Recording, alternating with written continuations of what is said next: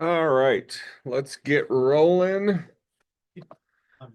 Uh, I'll probably send out a reminder on Friday morning, regardless. But on Friday, class is going to be on Zoom. My wife's going to be in surgery from 10 to noon, so hopefully I can fit in class in between. She's going to be unconscious anyway, so I have nothing better to do. So, but we'll have to play Friday a little fast and loose. But definitely going to be on Zoom. Possibly might have to bail in the middle of class or something like that. I'll probably do it from the parking lot. So that's keeps life interesting. Oh, speaking of interesting, I electrocuted myself again. So now my wife has barred me from doing any sort of electrical work at the house. It was the worst thing too, was a 220 line.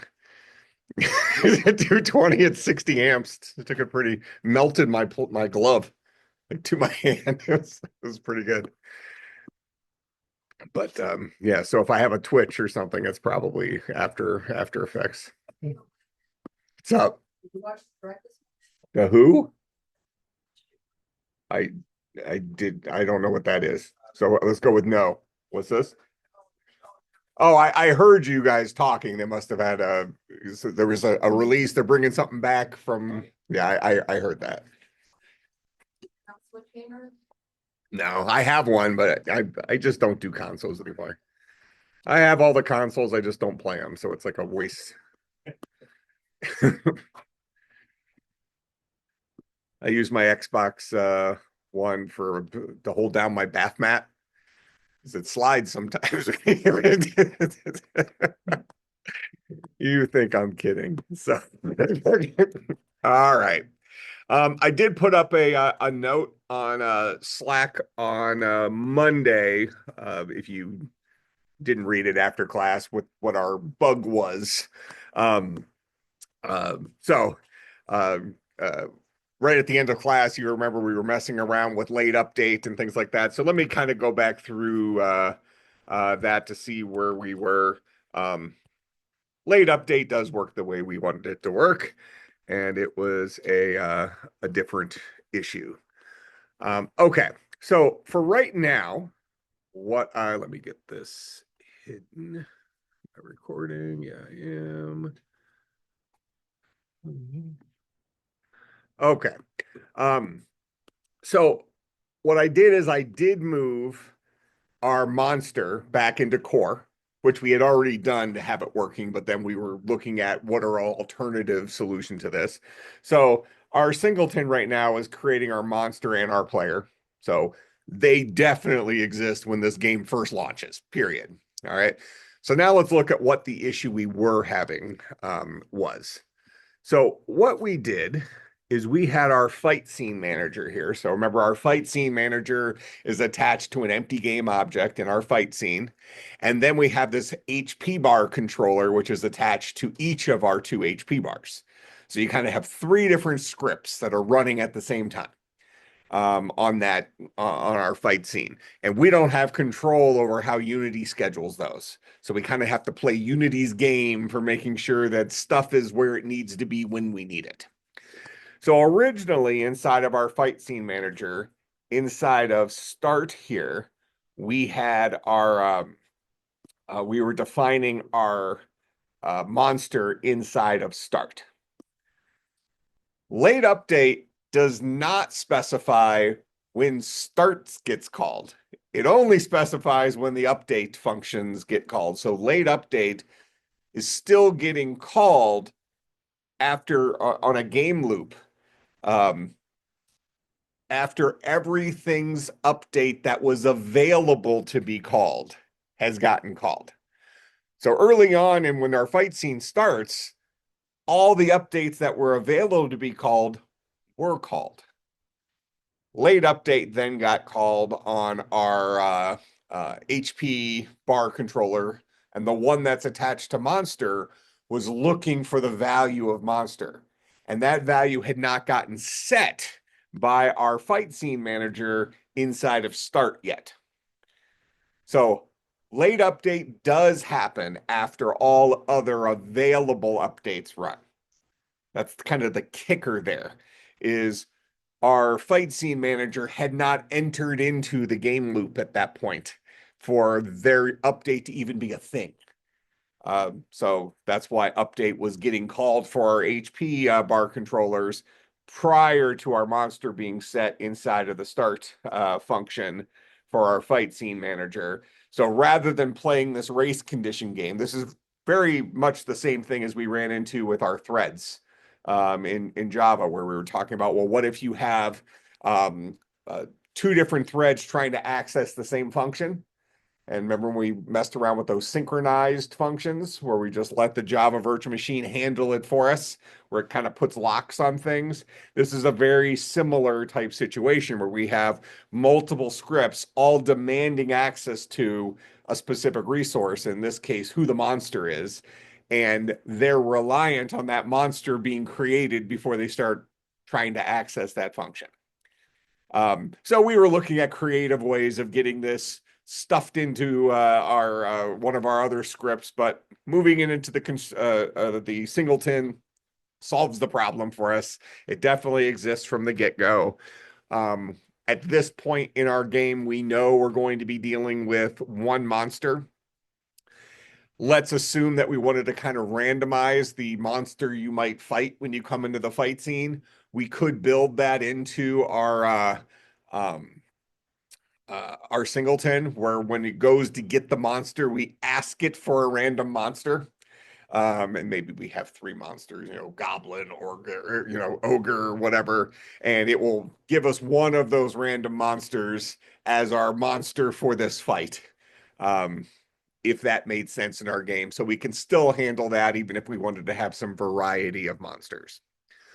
All right. So in any case, that is the situation.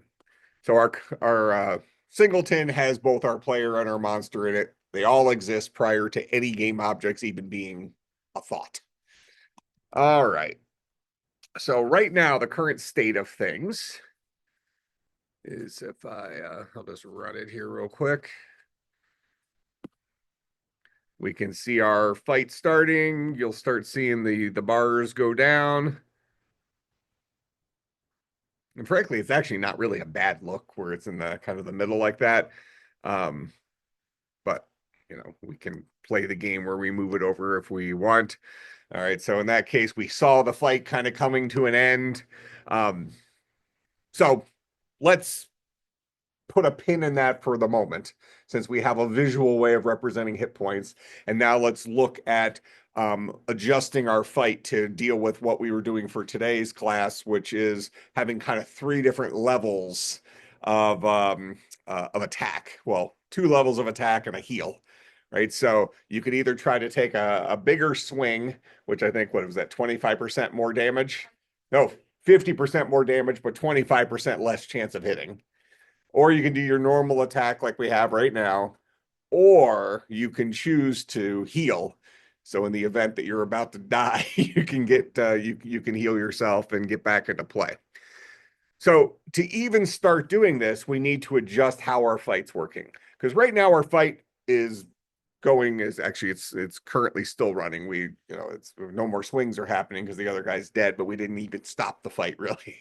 Our players, they are looking around, seeing if anybody else is there to take swings at. But right now this is happening automatically, just switching back and forth, back and forth. What we want to do is we want to create a pause every single time it's the player's turn and let the player decide what they want to do. All right. So let's focus on that first. Before we add three different choices, let's make it so that you have to press the space bar or something like that to do your attack. Let's just get it paused between so the player has an opportunity to interject something. All right. So the manager for our scene is our fight scene manager. That's this guy right here. And inside of update, let's see. So it's actually the fight that is the the break here. So right now it's happening every I guess every 1 second. Actually, this should be, oh yeah, we're so the guy doesn't just die instantly. We're creating a little pause in there. All right, so we ask, is the fight over? So we have this instance of fight that's managing the actual fight. And if it's the fight's not over, which means somebody's not dead, then we tell the fight to go ahead and take a swing between the player and the monster, and they figure out whose turn it currently is. What we really want to do here is we don't want to take a swing if you're the player until you've made a decision on what you want to do. So we have to interject some code in here. So even though update's going to get called every single frame, we want to interject something in here that's going to basically say, don't do anything until the player hits a button for this to continue on. So let's get that stop to happen. We definitely still want to check to see if the fight is over. But if the fight's not over and we're going to be taking a swing, we want to pause here if it is the player's turn. So we have to find a way to figure out, is it currently the player's turn? So if we go into fight, so this is our normal plain Jane C# class, not a mono behavior. And we see who's the attacker, who's the defender. So if the attacker is the player, and let's see, do we have yeah, clearing the armor class. All right, so we don't have something in here to see who's up. So let's go ahead and add in a function to fight so we can ask the current instance of the fight, is it the player's turn? So we'll say public Boolean is player turn. Is the attacker is player. Perfect. What's up? Sure. Saying multiplying it or dividing it or adding to it. We need to put that addition in parentheses. Well, it depends. Where are you talking about? If you want to say multiply, if you want to say multiply get AC by 1.25 to represent it. Oh, to increase their armor class temporarily for the check. Well, so yeah, here's the take a swing thing here. So we get our attack roll, we check it against the defender's AC. So what you would do here, we're not going to put in the logic for the three different choices yet, but to answer your question for this, what we will do is let's assume this is the if statement inside of that power attack here. We would say, is their attack roll greater than or equal to? I'd probably, you don't need parentheses around this, but I probably would put parentheses around it. Yes, but I think it looks better like this. It's easier to read if you write it this way. Go ahead. You certainly could decrease the attack roll, but you'd have to do some math with that to reduce their attack roll. I guess you could just reduce it by 25%. Yeah. So yeah, you could certainly do that, but it would actually be the same thing. You would just multiply that by you would take 0.75 of their attack roll. I'm not sure it makes any difference really, but the important thing is this is something that only happens once every time the player's turn. So you want to make sure you're not making permanent modifications to their armor class. Just for this particular turn, if they chose the power attack, you're going to compare their attack roll against either a 75% or a 25% deficit on their attack roll, or compare it against a 25% increase on the armor class on the opponent, one of the two. So let me just get that out of here for now. All right. So we talked about this a little bit. I don't remember if it was the last class or the class before that. But we're going to have the ability here to ask, is it currently the player's turn? And we do that by saying, who is the attacker, and find out, is the attacker an instance of the player class? if we were doing this in Java, I'll just show you the Java equivalent line, return this dot attacker instance of player. That is the Java equivalent to this line. So the is keyword in C sharp, we were talking about this is a relationship. We have an is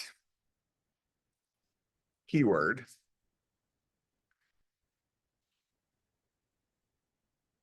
A Boolean operator that returns true if the instance of an object on the left-hand side is an instance of the class name on the right-hand side. So it's kind of goes into the same category as like is something equivalent to something else, double equal sign, or less than, or greater than. It's another Boolean operator, an operator that gives us either a true or false, and it allows us to ask, is this instance of an object one of these classes? Is it this guy? All right.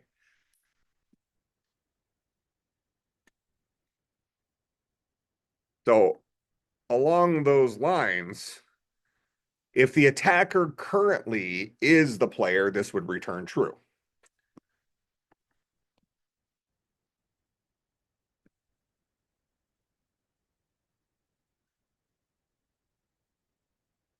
What if we check to see if the attacker is an inhabitant? What would happen? Yeah. So as we have it written right now, this is always, always, always going to return true because both player and monster are inhabitants. So the is operator would return true regardless of whether attacker was the player or was the monster because they're both inhabitants. If you want to be more specific about it, you would, well, we do. We want to know, is this guy specifically the player? Go ahead.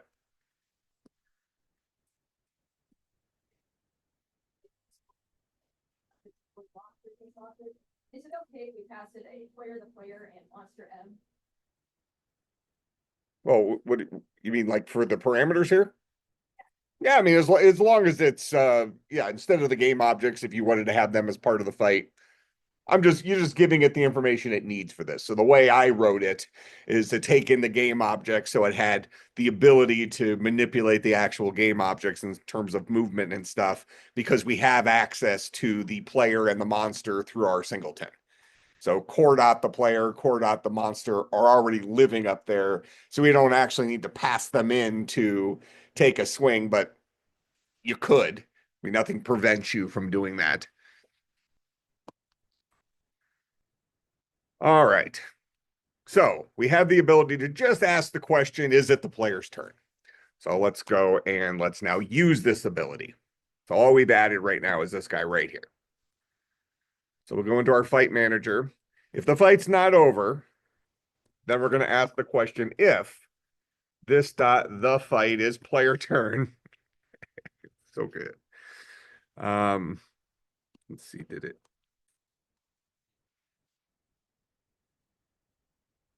Is player turn.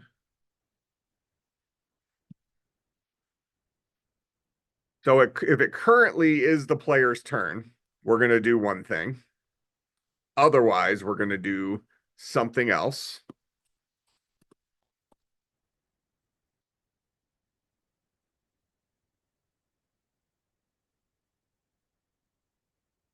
And this is all inside of whether or not this is the whether or not the fight is over. So I'm going to move this else in here.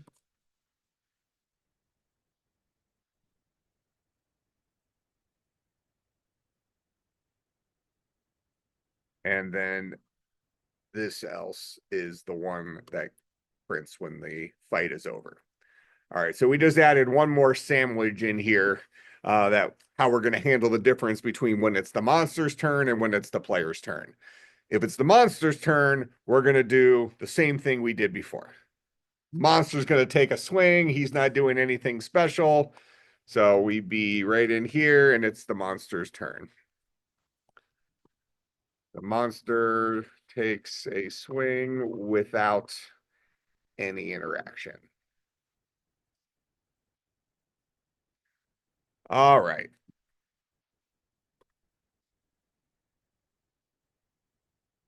So otherwise, we need to have the ability to have the player give some level of interaction. Um, so we're going to have to ask a question in here whether the player has made their decision. For right now, we're going to see if a key has been pressed. So we'll just do Unity, key pressed. I think it's like is key up, input.get key down, input.get key up. All right, so. Oh yeah, everything. And in fact, I think you can use the key code class. So if you click on the key code class here, and we'll use it for the space bar, keycode.space is the space bar, but inside a key code, you're going to have all the keys. So here's the class for key code. Well, here's the 0 through 9, period, divide, multiply. Here's all the function keys. Here's the alpha. Here's your A, B, C, D. Yeah, I mean, you have literally the entire keyboard in there. This just gives you the convenient way of accessing those and also doesn't rely on you knowing what the value of that is under the hood. In case they update this library or update this class and all of a sudden Z is some Unicode number or something like that, you don't have to worry about changes like that if you just say keycode.z. Keycode.z will be the value of Z, whatever it currently is in the system. All right. Go back one here. So we're gonna check to see if a key has been pressed down. And we only want to do this if they hit the space bar in this case. So if it's the player's turn and what's it, input dot get key down key code dot space. If that's true, then we'll have the player take a swing.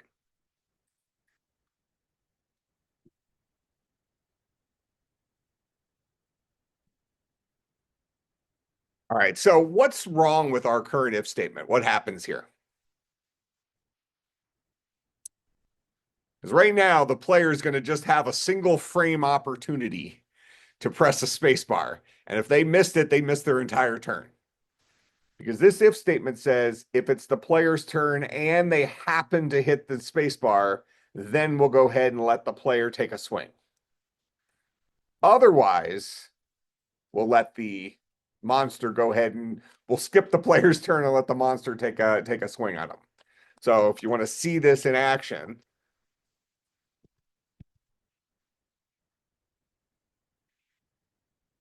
if the player sits there and doesn't press anything, the monster's just going to beat down on the player and the player's never going to get a swing in.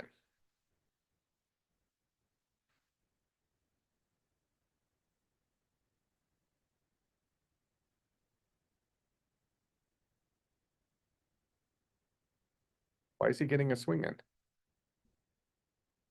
Oh, the take swing, it's still alternating. Inside of take swing, it's alternating between player and monster anyways.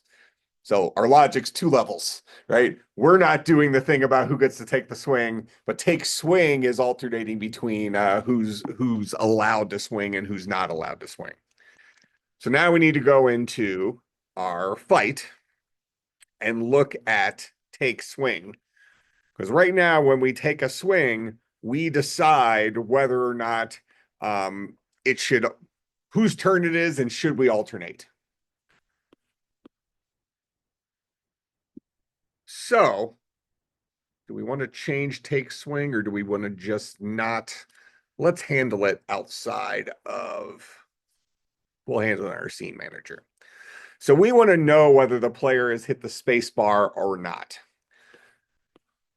So we're going to create a private variable up here. Space bar pressed, start off as false.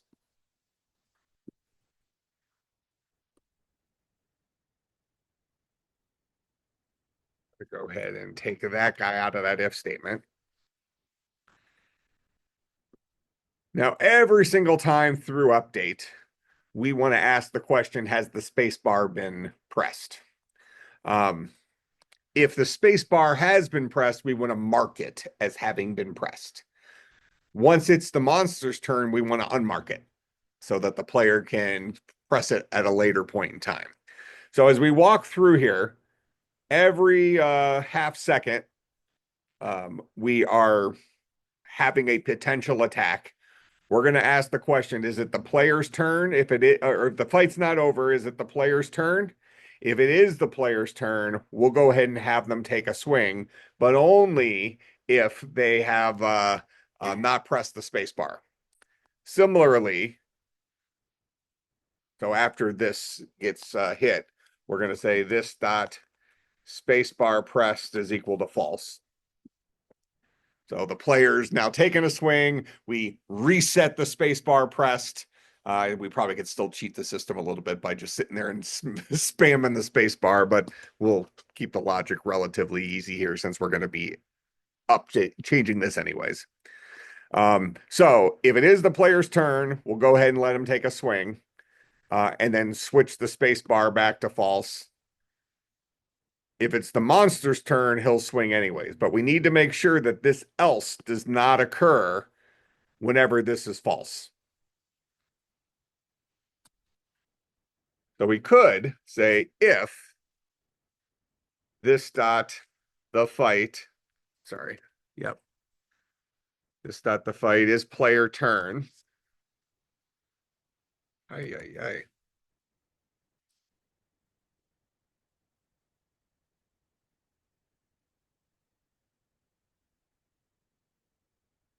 And we're going to say if it's not the player's turn. So if it's not currently the player's turn, then we'll go ahead and let the monster take a swing. So any of this stuff only happens when the fight is not over, if anybody should try to attack. So inside of here, if it's the player's turn and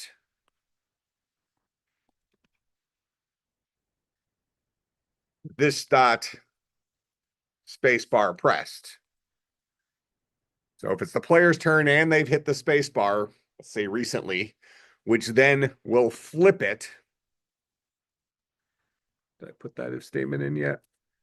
So inside of update, we're going to say if, I thought I put that in there already.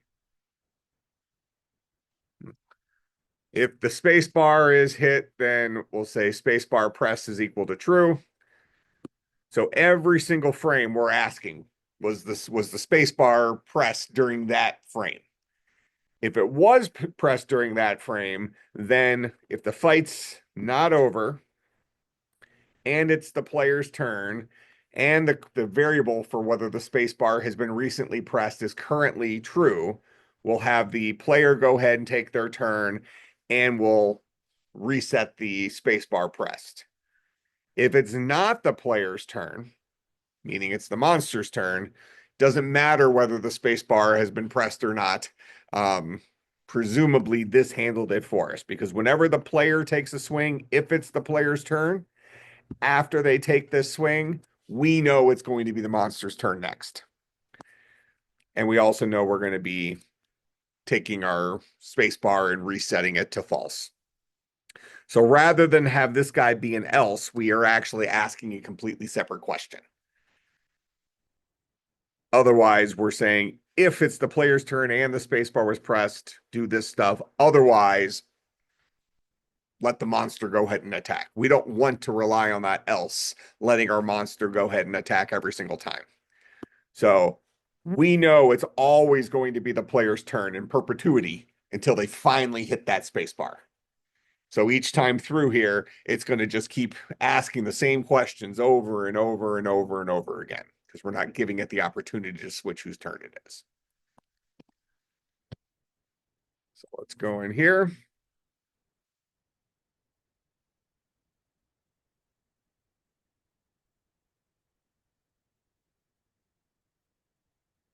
All right, so right now it should be waiting on our player. We'll go ahead and hit a button. So now we have no way of telling us it's our turn. We put something out there.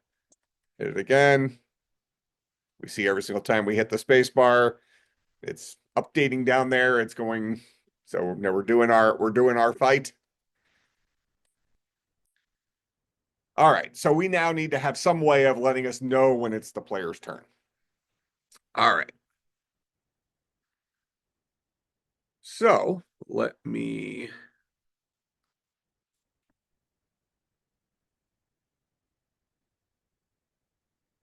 here. And let's go ahead and add something in here that pops up when it's the player's turn and disappears when it's not the player's turn. So we get some sort of feedback as to when it's the player's turn. So we can do something with player here. We can hang it off of player. So I'll right click on player. I'm going to say, and it doesn't have to be hanging off player. I'm just doing it to keep it organized. So we're going to go ahead and we're going to create a 3D object and we're going to create a text mesh pro just so we can give ourselves some text. We're going to need it in a few minutes anyways. So we have our text mesh pro. Do we need the essentials? Apparently we do. So I'll click import those essentials. All right. So now we have some text. Let's go ahead and set that text equal to something. So here's my text mesh pro. Let's just have it say player turn. And let's get this guy maybe size 18 or something like that. Good enough. We'll shrink this down some. We'll move this guy over there. Let me just run this real quick and make sure it's facing the correct way. Okay. So we'll get it back into the scene a little bit here. And I think we can shrink that down even a little more font-wise.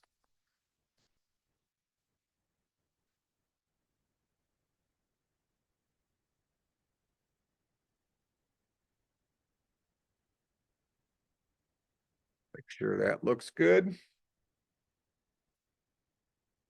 All right. So whenever we see that pop up, we know it's the player's turn. So by default, we want that off. And then we want to have the ability for it to pop up. So we need to provide this Text Mesh Pro to our script so it can turn it on or off. So our fight scene manager needs to know about that guy. And if I remember correctly, it's kind of a weird class, isn't it? Let me go in here. Unity Text Mesh Pro. It's like TM Pro or something like that.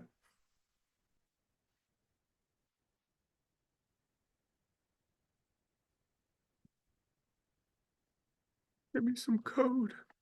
Oh, I'll take a guess at it.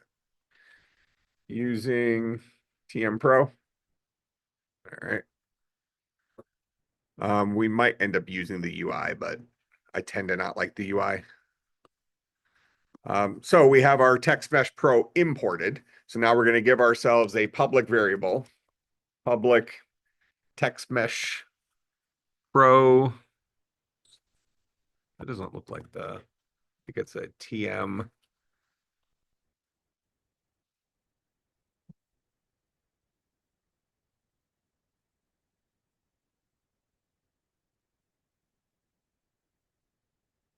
TMP text. Does that sound right? No, we'll find out here pretty quick. Call this, I don't know, turn text, something like that. All right, so by making it public, that exposes it to the Unity editor. So we'll go on to the Unity editor. We'll see if we can drop our Text Mesh Pro in there. That'll tell us whether or not that's the right type. Go in here. Our fight scene manager is the guy who is in control of this. He's expecting a turn text now. Let's see if I can dump this guy in there. It accepted it. So since we have it, let's go ahead and just make sure we can use it by disabling that text right from the get-go, because we don't want it to show up until it's the player's turn. All right, we'll run this again, make sure we haven't introduced anything funky into our program. All right, everybody's still happy. Now, one thing, maybe hopefully you see it in class, but we're compiling often, we're testing often. If you go and you start doing 50 things and then coming in and testing it, you're going to find you have 70 errors and you're not sure where you misstepped. If you're testing often, especially with something quirky like Unity, where behaviors aren't, well, I mean, obviously, if you're coding in Unity 8 hours a day, every single day, you're eventually going to know what to expect and things like that. So there's some things you'll be able to do multiple things at a time. But when you want little behaviors, it's always good to convince yourself that it's doing what you wanted it to do before you move on to the next step. So all we're doing right now is making sure we have control over turning that text on or off. Okay. Once we know we can do that, that then gives us the ability to now go put the logic in for when it should be on versus off. So we'll go into our fight scene manager, and inside of start, so when that guy first comes into play, we'll say, what's it? What did I call it? Turn text. Turn text dot enabled. Or actually, we can do set active too, right? That's something.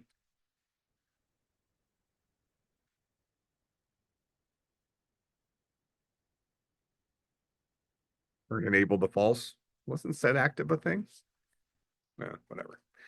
So we'll disable it.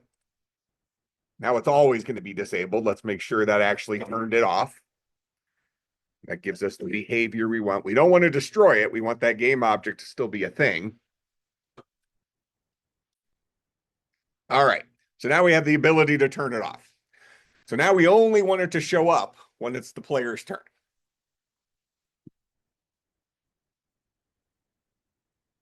Go back into our code here. Just steal. Well, we'll go ahead and turn it off from the get-go. It probably makes more sense to do that than to come out here to your scene, take this text and disable it. Because now it's easy for you to forget that it was ever there. So I would say good rule of thumb when you're working on stuff like this is keep it visible in your design.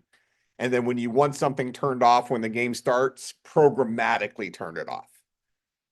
All right, so we'll go ahead and leave our line of code in there inside of start that makes that guy disappear. And then we'll turn it on whenever it's the player's turn. So we'll come down to update where we've already written this code. We're asking the question, is it the player's turn? If it's the player's turn, we want it to show up. Now we really could ask the question a couple of different times, right? We can say, if this is player's turn, let's look at this, enabling it, it's all this stuff. You can also change the text on it.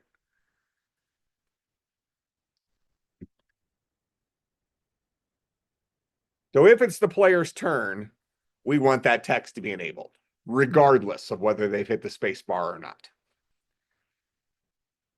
Now, inside of that, we could, this is the logic we're going to do, right?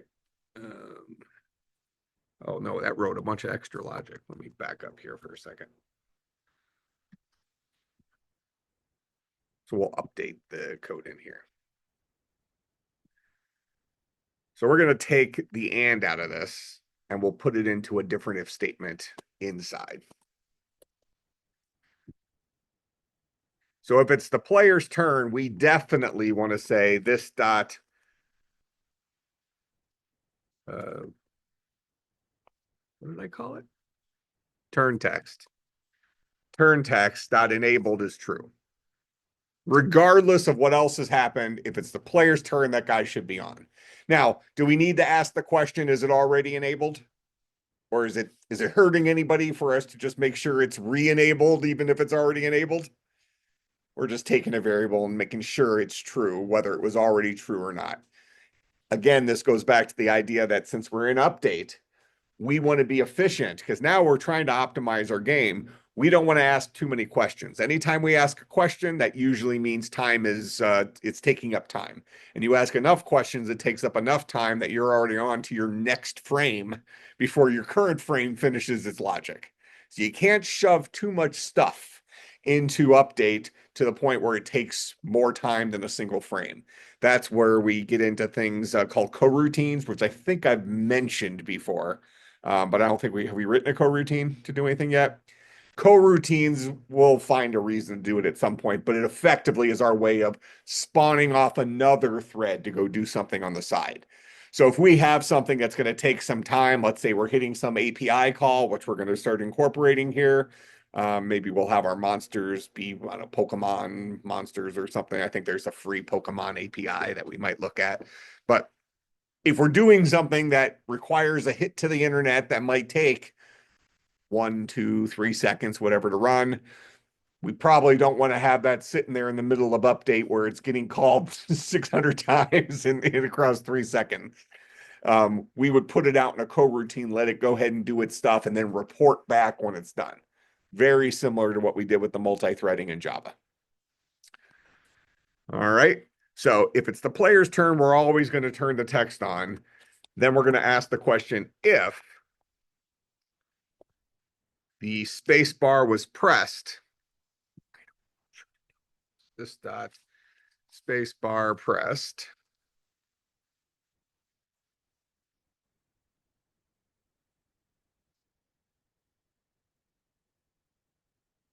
Then we'll actually do the attack.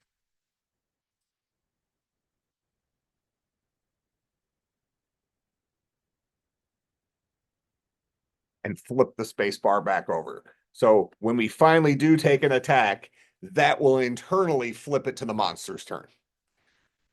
But we're only going to do this if the space bar was pressed and it's our turn. But because we wanted to have an extra little step in here, we didn't do it as a compound Boolean expression up here. Instead, we asked two different questions. This probably did not take much extra time over the and, because the and still has to resolve two different Boolean expressions. The thing on the left and the right of the and. Both of those had to happen. What we added here is an additional if statement, even though we're still resolving a Boolean expression. So there will be a little overhead of calling an if statement. But point is, we need to have the opportunity to enable the text here if it's the player's turn. All right. So what we should see now is player's turn should only pop up when it's our turn and is effectively waiting for us to hit space. And I don't think AI has added any extra functions. I'll have to look into it. There's got to be a way for it to like just complete the current line you're on or something. Because when it's giving you a wall of text afterwards, every time you hit tab, you're breaking your whole program.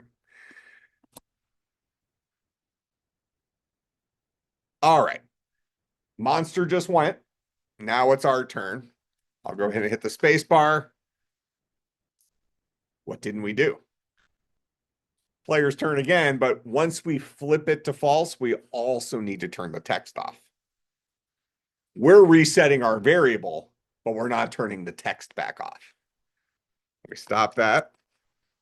So right here, when we reset that variable, it's no longer our turn.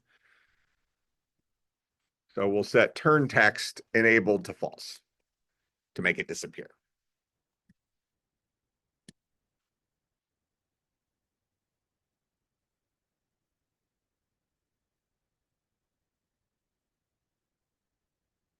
right, it's our turn. Hit the space bar. It's our turn again. Monster attacks pretty quick, but probably is better than so we can just sit here and ride the space bar, I guess.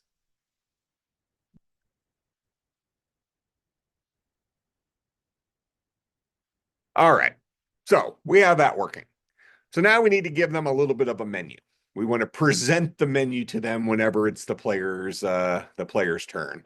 Um, you could choose to do this through um, the UI tools, but typically the UI gives you kind of a backdrop for your entire game, where this is something that's kind of just related to when it's the player's turn. We could build it out of something else, but let's just keep it kind of simple, I suppose.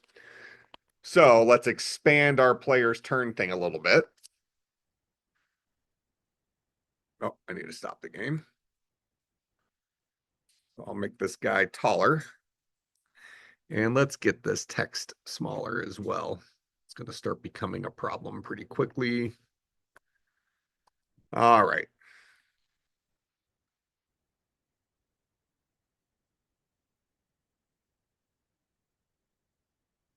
So player's turn, we can say one.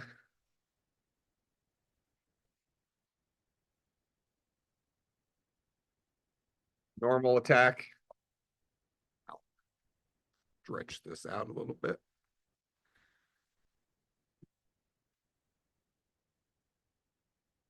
Two. Power attack. Three. Heal. Something like that. We'll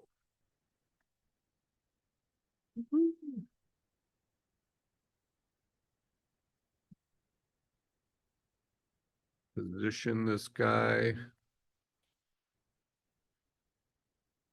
Call that good enough. All right. So go ahead and hit play again. All right, so it's our turn now.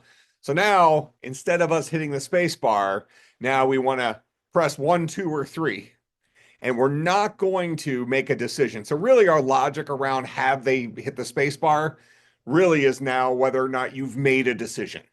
And we've only actually made a decision if we press 1, 2, or 3. If we decide we're going to take option 8, which may be let's say that might be chaos, where I played a game one time on Mud where there was a chaos bolt that there was a certain kind of mage, a chaos mage that could, and it was literally the only class that could kill one of the admins. You had like some kind of 0.1% chance that, so every single time you cast the chaos bolt, it might hurt somebody, or you might have gold rain from the sky. All sorts of stuff could happen. So I guess we could do that in there, but keep it simple. We want it to be 1, 2, or 3, and if they don't do one of those options, we're not going to let their turn go away.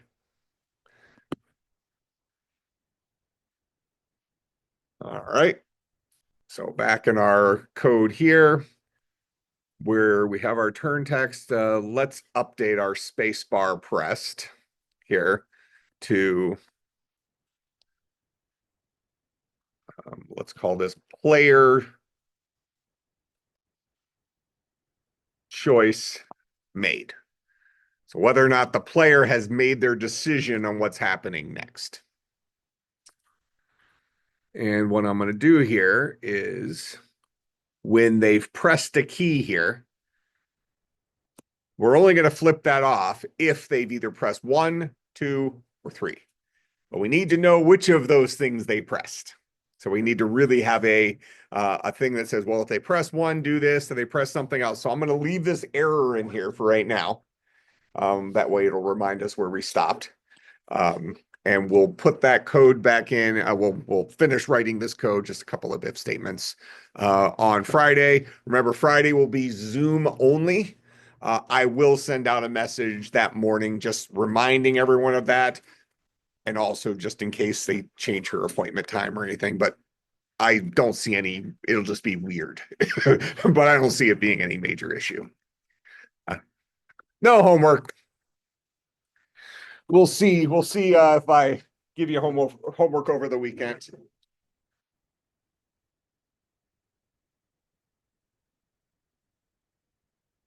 I was happy to see the number of people that showed up to the Arduino hackathon. It was better turnout than some of these other hackathons have been. So I encourage everybody to take advantage of some of those things.